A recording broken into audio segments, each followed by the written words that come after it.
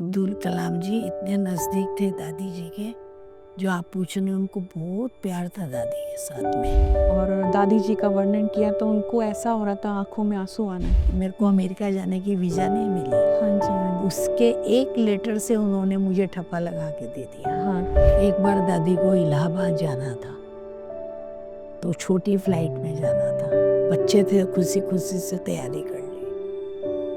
फिर दादी सवेरे योग से उठ के आई, तो दादी ने कहा उन्हीं बाबा ने मुझे लाल झंडी दिखाई है। मनमोहिनी वन दादी जी का एक सपना था,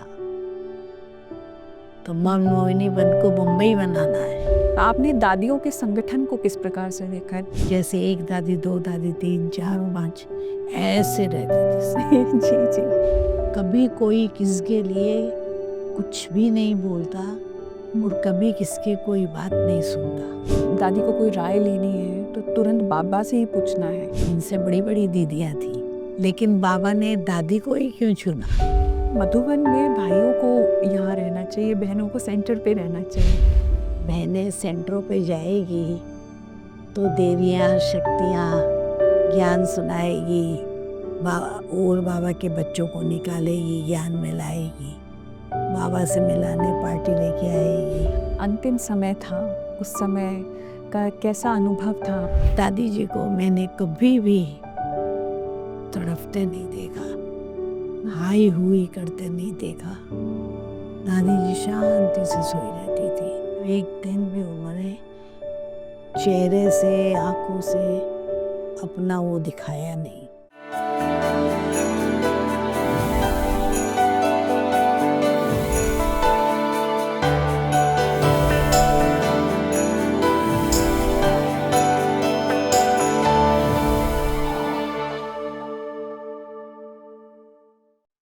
ओम शांति। आप सभी का स्वागत है द स्पिरिचुअल एम्प्रेस दादी प्रकाशमणि जी के इस विशेष एपिसोड में। दादी प्रकाशमणि जी केवल एक नाम नहीं, बल्कि इस आध्यात्मिक विश्वविद्यालय की वह मजबूत आधारशिला थी, जिन्होंने इस संस्था को आधार, आकार और विस्तार दिया। कहते हैं, जहाँ दादी जी के चरण पड़ते, वहाँ की मिट्टी भी जैसे सोना बन जाती। दादी जी ने असंभव को संभव करने की दृढ़ता, क्षमता और कुशल संचालन शक्ति से हर सेवा को नई दिशा दी। आज हमारे साथ हैं एक ऐसी आत्मा जिन्होंने दादी जी की इन विशेषताओं को निकट से अनुभव किया, सीखा और अपनाया। आप हैं राजयोगिनी ब्रह्मा कुमारी सिंह मुन्नी दीदी जी। आइए हम सब मिलकर दीदी जी का स्वागत करें और दादी जी के अद्भुत जीवन से जुड़े अनुभवों को सुने। दीदी, आपका बहुत बहुत स्वागत है हमारे इस शो में। डायमंड हॉल का उद्घाटन करने के लिए जो हस्तियां आई, इतने वीआईपीज की सेवा हमने डायमंड हॉल से देखी है। थोड़ा दादी जी का वीआईपीज के साथ किस प्रकार से दादी मिलते थे, जैसे दादी अब्दुल कलाम से जब मिले थे। अब्दुल कलाम जी इतने नज़दीक थे दादी जी के, जो आप पूछ रहे हैं, उनको बहुत प्यार था दादी के साथ में। और वो मेरे को बुला बुला के पूछते थे तबीयत ठीक है इनकी। हाँ हाँ हाँ। और अब्दुल कलाम जी जब खास दादी जी को देखने अनऑफिशियल ज्ञान सरोवर आए थे, तो दादी उनसे बहुत प्यार से मिली। हॉल का प्रोग्राम भी हुआ। उसके बाद वो खाना नहीं खाने वाले थे, लेकिन दादी ने उनको कहा आपको भोजन करके जाना है। हाँ। वो चल पड़े पीस कॉटेज की तरफ। वहाँ जाके बैठे और उन्होंने भोजन किया। अच्छा। मतलब उनके पसंद की इडली वगैरह बनाई थी, जी जी। तो उन्होंने बहुत प्यार से खाया। उनके जो संभालने वाले वो बोलते भी रहे, लेकिन फिर भी मैंने अनेक वीआईपी को खिलाया है। जी जी। जैसे मैं जैसे बताऊं, सोनिया गांधी जी को खिलाया और अब्दुल कलाम जी को खिलाया, और ना इसको खिलाया है, राजीव गांधी जी को। खिलाए। फिर वो जो गवर्नर था ना राजस्थान का, चन्ना रेड्डी जी। चन्ना रेड्डी, जी जी। वो 3 दिन आके ज्ञान सुन रहा था। सुबह से रात तक उसकी जवाई की तरह मैंने खातिरे किया है। वो तो बल्कि दादी जी के फैन हो गए थे, बहुत ज़्यादा दादी जी को इतना और अप्रिशिएट करते। उसने ही मेरे को अमेरिका जाने की वीज़ा नहीं मिली। हाँ जी, हाँ जी। उसके एक लेटर से उन्होंने मुझे ठप्पा लगा के दे दिया हाँ जी। अमेरिका जाने के लिए। मृत्युंजय भाई ने को लिख करके भेजा और उन्होंने तुरंत उनकी ऑफिस से लेटर रिटर्न आ गया 2 बजे तक। 2 बजे मैं वहाँ चली गई और उन्होंने लेटर पढ़ा और ठप्पा मार के दे दिया। 10 साल की वीज़ा। सब वीआईपी जब आते थे दादी जी से मिलने, अभी तो वो सब कुछ है ही नहीं। मैं तो इतने प्यार से तैयारी करती थी, दादी तो निश्चिंत रहती थी, मुन्नी सब काम कर लेगी और मैं इतने प्यार से उनकी रॉयल तैयारियां कर तब तो हमारे पास रॉयल स्थान भी नहीं थे।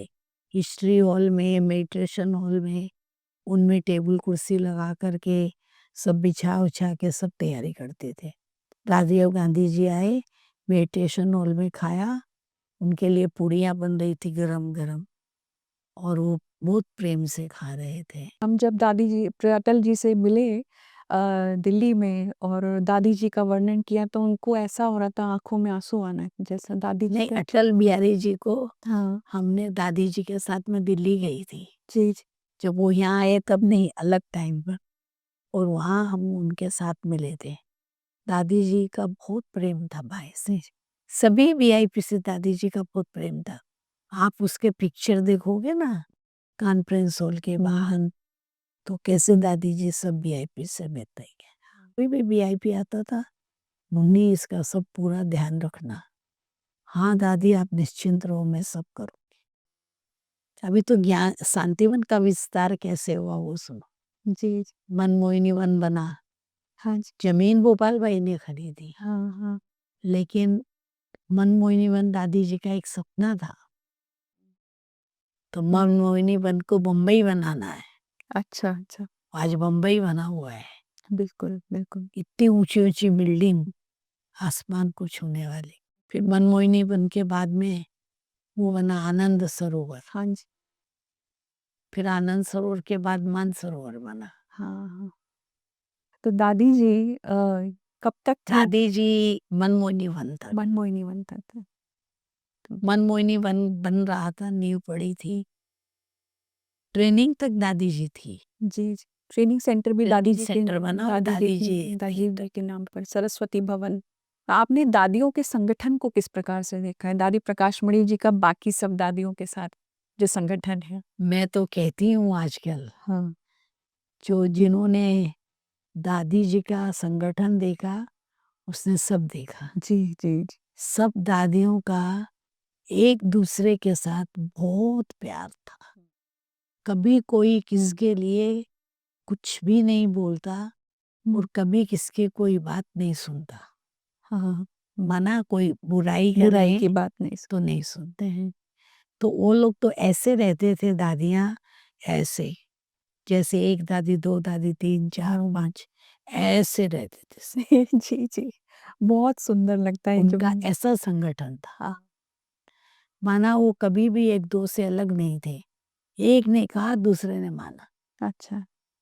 जब चंद्रमणि दादी ज्ञान सरोवर की निमित्त थी, हाँ, हाँ, हाँ। एक बोल से चंद्रमणि दादी पंजाब को छोड़ के आ गई। अच्छा। एक बोल से मनोहर दादी छोड़ के आ गई यज्ञ में। हाँ, तो ज्ञान सरोवर बना, पहले मधुबन में थे, फिर ज्ञान सरोवर बना तो दादी चंद्रमणि को उन्होंने निमित्त बनाया उसका निमित्त बनाया ज्ञान। जिज्ञासा सरोवर। फिर दादी ने शरीर छोड़ दिया तो मनोहर दादी को निमित्त बनाया अच्छा। वहाँ का। जी, जी। उसके बाद निर्मला दीदी आई। हाँ जी, हाँ जी। तो दादियाँ एक दो के साथ बहुत ज़्यादा जुड़ी हुई थी, बहुत ज़्यादा बंधी हुई थी। दादी जी का सब दादियों से बहुत प्रेम था। कोई भी चीज़ उनको खाने के लिए दो, पहले मनोहर को दे के आई तुम? हाँ, हाँ, हाँ। मैं चंद्रमणि को दे के आई? पहले उनको भेजो फिर दादी खाएगी। ऐसा प्यार था। कोई चीज़ खास बनाओ, मनोहर को बुलाओ, चंद्रमणि को बुलाओ, रतन मोहिनी को बुलाओ। तो दादी बहुत स्पोर्टी थे, मतलब खेल-कूद में भी सबको मनोरंजन कराना, पिकनिक कराना। दादी तो पता है क्लास में जाके बोलती थी आज हलवा खाना है सबको। मुन्नी सुन रही है, हलवा बनवा के भेजेगी हाल में। जी जी। ओम शांति भवन में हलवा भेजती थी मैं देवर से कह के। और फिर कभी कभी तो दादी ऊपर जाके बोलती थी आज पीस पार्क जाना है। हाँ हाँ। मुन्नी सुन रही है, सब तैयारी करा दी। अरे पर मेरे को और काम भी तो है, ये बात मैं अपने मन को ही कहती थी। जी। दादी का सब काम कर देती और समय पर खुद भी बस में बैठ जाती थी। हाँ, नीचे आती थी तो प्यार से बोलती थी आप मेरा तो कभी सोचते ही नहीं हो, जी इतने जी। सारे काम है, आप तो बोल दिए पीस पार्क जाना है। हाँ हाँ। तुम बिजी हो तो तुम यहाँ रहो, दादी तो फ्री है ना, जी बिल्कुल। तुम काम करो, दादी पिकनिक करेगी। बच्चों का प्रोग्राम जो है ना दादी ने शुरू कराया और एक छोटा सा जो इवेंट है कि दादी ने सभी बच्चों के लिए आइसक्रीम बनवाई। वो क्लास में सुनाती थी आइसक्रीम बनाई है, गुलाब जामुन बनाए, आलू बड़ा बनाए, जो खाना बनता था ना 3-4 वेराइटी। और कोई भी प्रोग्राम यहाँ हो, दादी स्वयं मेनू देखती थी, स्वयं उसको करेक्शन करती थी। बाबा के घर में टीचर्स आई है, अपने पीयर में आई है, अच्छा अच्छा इनको खिलाना है। हाँ फॉरेनर्स आते थे, इतनी दूर से बाबा के घर में आए हैं, मेरे साथ इनकी पिकनिक कराओ, इनको आइसक्रीम का खिलाओ, मेरे को कहती थी। और दादी का बाबा के साथ अब एक बाप दादा के साथ में हमने देखा कि जैसे भी दादी को कोई राय लेनी है तो तुरंत बाबा से ही पूछना है। तो वो बाबा के साथ का जो रिश्ता था दादी का, बाबा भी दादी को बहुत रिस्पेक्ट दे रहे हैं कि दादी से पूछ करके करना है और दादी बाबा को कर रहे हैं।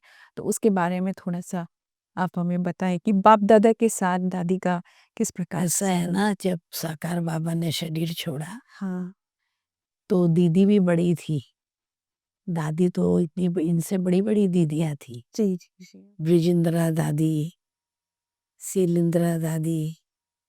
तो ब्रिजेंद्रा दादी तो बहुत बड़ी थी, निर्मल शांता बिल्कुल दादी। बिल्कुल बिल्कुल। लेकिन बाबा ने दादी को ही क्यों चुना, हाँ हाँ। संस्था की हेड दादी को ही क्यों बनाया जी जी। इनको छोड़ करके। हाँ दादी के अंदर तो वो बाबा जानता चाहता था था। कि कुमारी है। हाँ और जो दीदियाँ थी ना, पुष्प शांता, ब्रिजेंद्रा, निर्मल शांता और ये बड़ी दीदी मनमोहिनी, हाँ हाँ ये सब ने गृहस्थी जीवन भी बिताया हुआ। हाँ हाँ हाँ। जी जी जी और दादी कुमारी थी, जी जी जी। बिल्कुल बिल्कुल। पवित्र कन्या थी। तो बाबा ने उनके सिर पे ही कलश रखा, मैंने वो भी देखा। ये शांति स्तंभ जो ऊपर है, हाँ वहाँ बाबा का अंतिम संस्कार मेरा देखा, मैंने देखा है। और मैं आई थी इलाहाबाद से दीदी मनमोहिनी और मनोहर इंदिरा दादी के साथ, उनके साथ मैं कलकत्ता से बाबा के पास आ रही थी। तब रास्ते में हमने सुना इलाहाबाद में तो बाबा व्यक्त हो गए, आई थी आशीष गांव। इधर आए माउंट आबू। तो ये भी मैंने देखा है, अंतिम संस्कार के बाद जब वो उठाते हैं ना तो कलश में डाल फूल करके चुगते हैं। और दादी प्रकाश मणि के सिर पे अव्यक्त बाबा ने रखा। सब दादियां बैठी है, हाँ हाँ हाँ। लेकिन बाबा ने अव्यक्त बाबा फूलझार दादी के तन में आया जी जी जी। और उन्होंने वो कलश प्रकाश मणि के सिर पे रखा, उनको हेड बनाया। लेकिन उसको सब दादियों ने स्वीकार किया, हाँ ये सब कितनी बड़ी बात है, ये सब सबने बड़े प्रेम से स्वीकार किया। सब दादियां बड़ी थी, लेकिन सब दादियां दादी को बहुत मानती थी। और दादी का बाबा के साथ इतना रिश्ता था, हर छोटी बड़ी बात दादी बाबा से पूछती थी। माना अव्यक्त बाबा से भी पूछती थी और सूक्ष्म में भी बाबा से पूछती थी। कोई भी ऐसा काम होता था, योग में बैठ करके, सवेरे अमृत वेला से योग में बैठते हैं तो उस समय बाबा से पूछती थी और बाबा फिर आके योग के बाद मेरे को सुनाती थी। मुन्नी बाबा ने ऐसे बोला है। एक बार दादी को इलाहाबाद जाना था, तो छोटी फ्लाइट में जाना था, अच्छा। तो कईयों के संकल्प चल रहे थे दादी छोटी फ्लाइट में नहीं जाए। कईयों के संकल्प चल रहे थे। हमने तो बड़े शौक से, खूब बच्चे थे, खुशी खुशी से तैयारी कर ली। फिर दादी सवेरे योग से उठ के आई तो बाबा ने कहा, तो दादी ने कहा उन्हीं बाबा ने मुझे लाल झंडी दिखाई है, हरी नहीं दिखाई। बाबा ने छुट्टी नहीं दी इलाहाबाद जाने की। अच्छा।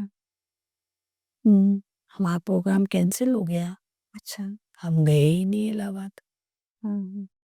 तो दादी योग में ही वाइब्रेशन जैसे वाइब्रेशन से कैच करती थी थी। और फिर या तो गुलजार दादी को फोन करती थी, वो कहीं होती थी तो बाबा से पूछ के बताओ सवेरे। बिल्कुल। या फिर गुलजार दादी घर में होती थी तो कई बार कोई बड़ी बात होती थी तो बाबा के कमरे में या दीदी के कमरे में बाबा को दादी बुलाती थी। हाँ। और बाबा भी आते थे दादी के कहने से। अच्छा। और बात दादी बाबा से बात मतलब ये है बाप दादा के साथ मीटिंग करना। ज्यादा लोग नहीं होते थे। दादी होती थी, ईशु दादी होती थी, मैं होती थी, मोहिनी बहन होती थी, नीलू होती थी, 5-7 लोग हम लोग होते थे। दादी को कुमार का दादी कहते थे सभी, दादी कुमार का। तो दादी का क्या संकल्प था कि मधुबन में भाइयों को यहाँ रहना चाहिए, बहनों को सेंटर पे रहना चाहिए। तो ये दादी का विचार था। और यहाँ पर हमने देखा कि बहुत सारे कुमार भाई मधुबन में आई थिंक 2000 तक शायद समर्पित हैं। तो ये दादी जी का इसके पीछे क्या संकल्प था? ऐसा है ना, इसके पीछे तो कुमार का नाम तो अव्यक्त बाबा का दिया हुआ है। हाँ जी, हाँ जी। या कुमार का पहले नाम था, प्रकाशमणि नाम दिया हुआ है। और लेकिन दादी जी को लोग प्यार से कुमार का कहते थे। दादियाँ तो सब कुमार का ही कहती थी। जी, प्रकाशमणि ऑफिशियल नाम था। जी, जी। तो दादी का कोई ऐसा ये संकल्प दादी का जरूर होता था तो मधुबन में भाई रहे और बहनें सेंटरों पे सेवा करें, ब्रह्मा कुमारी बहनें। तो दादी कन्याओं को मधुबन में रखना नहीं चाहती थी। जो अभी इतनी कन्याएं रह रही है ना, तो दादी जी नहीं चाहती थी बहनों को रखना। इसके पीछे शायद दादी जी का लक्ष्य बहनों की सिक्योरिटी को लेकर के था। सिक्योरिटी भी तो बहनों की है ही, ठीक है, लेकिन मेन बात तो ये है, तो बहनें सेंटरों पे जाएगी तो देवियाँ शक्तियाँ ज्ञान सुनाएगी, और बाबा के बच्चों को निकालेगी, ज्ञान मिलाएगी, बाबा से मिलाने पार्टी लेके आएगी। हाँ। तो बहनें सेंटर पे शोभती है। दादी कहती थी ये घर के काम करने के लिए बहनों को क्यों रखे। हाँ, बिल्कुल। गृहस्थी घर के काज करने तो भाई कर लेंगे, बहनें तो देवियां सेंटरों पे जाएं, वहां से वहां लोगों को ज्ञान सुनाए। ये था। और कुमार यहाँ इकट्ठे इसलिए हो गए, जैसे जैसे बढ़ता गया सेवा ना, बढ़ती गई, विस्तार हुआ। हाँ। वैसे वैसे कुमार यहाँ इकट्ठे। और दादी जी के साथ सारे लोगों को समर्पित तो मैंने ही कराया। हाँ जी। एग्जैक्ट संख्या हमें नहीं पता है, शायद आप ही हमें बता सकते हैं। अभी यज्ञ नहीं, में अभी यज्ञ में 1800 समर्पित है, हाँ। 1700 समर्पित है, 300 ट्रायल पर है, संख्या 2000। हाँ। हमारी पूरी संस्था में कितनी बहनें होंगी समर्पित? आपको शायद एग्जैक्ट संख्या आप ही को पता हो। बहनें हमारे यहाँ 50,000 जी। 50,000 जितनी बहनें हैं। वाह। मेरे को तो क्या, बहनें इतनी अच्छी लगती है, दादी को भी बहुत अच्छी लगती थी। छोटी छोटी बहनें संकल्प करती है हाँ।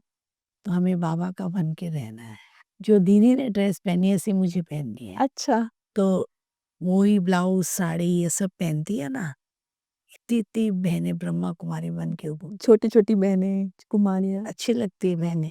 अभी हम थे, छोटे थे, तो हमें भी जब ये संकल्प आया ब्रह्मा कुमारी बनना है, तो हमको भी ना, हम तो सलवार कमीज स्कर्ट ब्लाउज में यज्ञ में आए। हाँ। फिर हमने दीदी को बोला मेरे को साड़ी ब्लाउज बना के दो। फिर दीदी मनमोहिनी ने संतरे दादी को बोला तो मेरे को 4 ड्रेस बना के दिया, हाँ। हाँ। Sari blouse petticoat. पहला यज्ञ का ब्रह्मा कुमारी का कपड़ा हाँ मैंने पहना। अपने को साड़ी ब्लाउज पहन के, लंबी वहाँ का ब्लाउज, साड़ी, गंजी, ये सब पहन के तो अपने को हम धन्य धन्य धन्य समझते थे। मानते हैं, तो हाँ। हम भगवान के बन गए।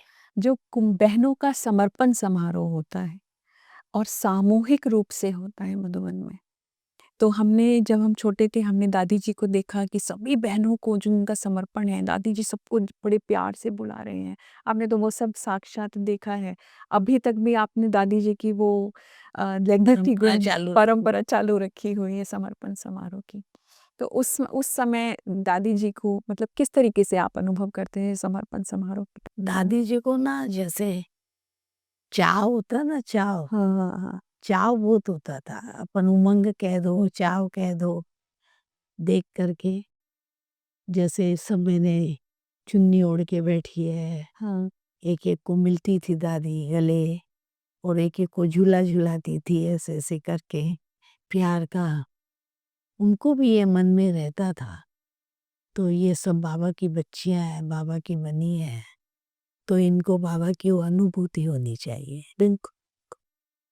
तो दादी बड़े चाव से समर्पण समारोह करती। दादी सबके साथ इंडिविजुअली एक एक के साथ फोटो खिंचा रहे हैं, इंडिविजुअली टच में रहती टच थी में दादी। रहते थे। हाँ मतलब कंटिन्यूस लगातार बैठते थे। बैठी लगातार हाँ, सेवा करती रहती थी। दादी तो बीमार थी तभी भी खिड़की में देखती थी माताएं खड़ी है, ऐसे ऐसे करती बुलाती थी उनको। हम्म, हमें इन्फेक्शन का होता था। हाँ हाँ। तो दादी जी के जो अंतिम समय था, उस समय का कैसा अनुभव था आपको? मतलब दादी जी को क्या पीड़ा का अनुभव था? आपने एक्सपीरियंस किया उस समय? 2005 में हम्म, बीमार हुई थी हाँ हाँ हाँ और फिर ठीक हो गई थी थोड़ा। हम्म। फिर 6 में बीमार हुई, अच्छा 7 में शरीर छोड़ा है हाँ उन्होंने। जी हाँ जी तो 6 में वो बॉम्बे गई थी और बॉम्बे से ठीक होके आई थोड़ा। फिर यहाँ रही, फिर जनवरी में 7 में गई थी। दादी जी को मैंने कभी भी तड़पते नहीं देखा, हाई हुई करते नहीं देखा। दादी जी शांति से सोई रहती थी, जैसे उनको कुछ है ही नहीं। बॉम्बे में वो 3 मास वेंटिलेटर पे रही, लेकिन एक दिन भी कुछ नहीं कहा।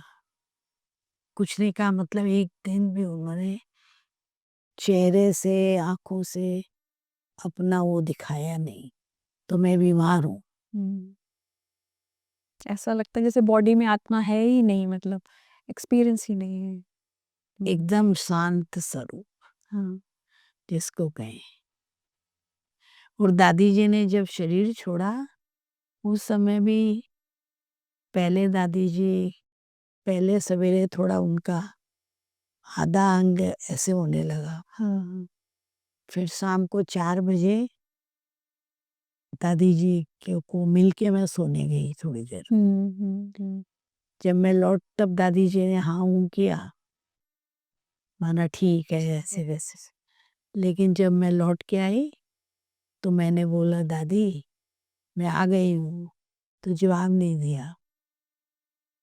तो वेंटिलेटर से निकलने के बाद तो दादी बोलती थी ना अपना थोड़ा, तो मैंने ऐसे ही मुंह खोला तो दांत लगे हुए थे। कोबा में चली गई, फिर अहमदाबाद ले गए, फिर वापस लाए, फिर 4 दिन रही। अच्छा 21 को बीमार हुई, 25 को शरीर छोड़ा। 25 अगस्त को 25 अगस्त को हम्म, सवेरे 10 बजे। सवेरे 10 बजे। दादी जी का हर कार्य सुबह 10 बजे होता था, मेरा भी हर कार्य सुबह 10 बजे होता है। जब दादी जी ने शरीर छोड़ा तो उस समय का अनुभव अलग ही था। जैसे मैं दादी जी का हाथ पकड़े खड़ी थी और सब लोगों को बुला लिया था, सब लोग खड़े थे। तो दादी जी की आत्मा चली गई ऊपर, हाँ वो लाइन सीधी हो गई। हाँ फिर वापस लाइन चालू हो गई, हाँ जी वापस आत्मा आ गई शरीर में। हम्म।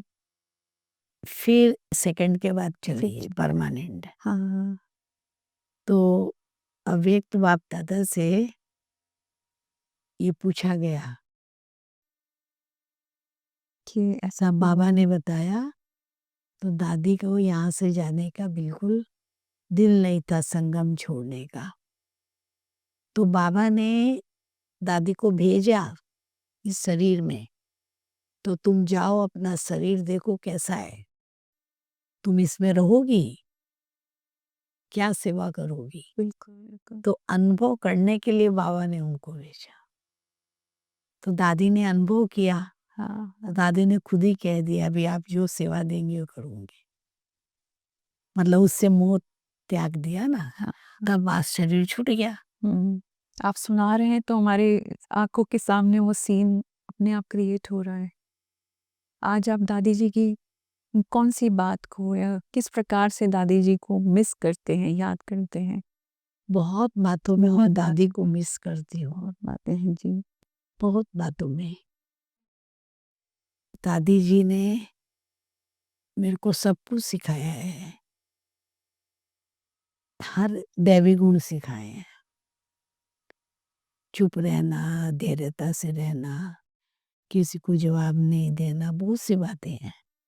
लेकिन जैसे दादी जी मेरा सपोर्ट थी। दादी जी के सामने मैं ऊंचा सिर करके घूमती थी, और जो मर्जी कभी भी किसी को कह देती थी तुम जाओ, भी नहीं मिलेगा, ये नहीं वो नहीं, कुछ भी कह देती थी किसी को। नाज से चलती थी, हाँ हाँ क्योंकि मैं तो एक चीफ की असिस्टेंट हूँ, हाँ जी। तो उसी खुणके में चलती थी। मैं भी बहुत नियम मर्यादाओं में रहने वाली हूँ। हाँ हाँ तो अभी दादी जी के जाने के बाद हम्म, मैं अपने को अकेला समझती हूँ। मोहिनी बहन थी, निर्भय भाई थे, तो फिर भी थोड़ा सपोर्ट लगता था उनके जाने के बाद भी। हाँ, अब मैं दादी जी को पल पल मिस करती हूँ, और पल पल मैं अपने को अकेला समझती हूँ। मुझे लगता है अभी तो मैं अकेली हूँ। ये पूरे संगठन आपके साथ है, हाँ, सब पूरी कहते हैं, संस्था भाई आपके लोग साथ भी है। कहते हाँ हैं हम सब आपके साथ हैं ना। हाँ मैं कभी कभी कहती हूँ किसके लिए जीना है अभी, कहती हम लोग के लिए जीना है। लेकिन मैं बात करती हूँ वो तो है, लेकिन मैं तो, मेरी आत्मा तो मिस करती है ना दादी को। बिल्कुल। आज भी आप दादी के स्थान पर बैठ कर के दादी की पालना सबको देते हैं, वो जो तो दादी जी ने मुझे आप समान बनाया, हर चीज सिखाई, और मैंने फॉलो अप किया। कोई सिखाए और आप फॉलो अप नहीं करो तो फिर क्या फायदा। सबको आज भी फल जो जाता है दादी के नाम से जाता है, तो वो सब मिस करते हैं उसको। लेकिन जो दादी ने किया हाँ पूरे वर्ष भर वो सब होता है। और मैं कहती हूँ कोई आगे आवे ये सब सीखे। हम आज हैं कल नहीं है तो भी यज्ञ चलता रहे यज्ञ ना, चलता रहे जी, बाबा की सेवा बाबा चलती की रहे, सेवा होती चलती रहे। जी। वो जो मैं दादी के सामने सेवा करती थी, उछलती थी, कूदती थी, और दादी को देख के खुश हो जाती थी, थकावट मिट जाती थी मेरी, सब कुछ होता था। थैंक यू सो मच दीदी, आपका बहुत बहुत धन्यवाद। दीदी जी से दादी जी के बारे में जो अनुभव सुने, उन्होंने यह फिर से सिद्ध कर दिया कि लीडरशिप में केवल कुशलता नहीं बल्कि संकल्प की शक्ति, स्पष्ट दृष्टि और तीव्र परख शक्ति भी आवश्यक है।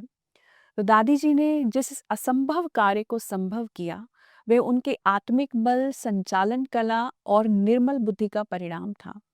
तो हमें विश्वास है कि आज के संवाद से आपको भी अपने जीवन में स्पष्टता, विवेक और संयोजन शक्ति को निखारने की नई प्रेरणा मिली होगी।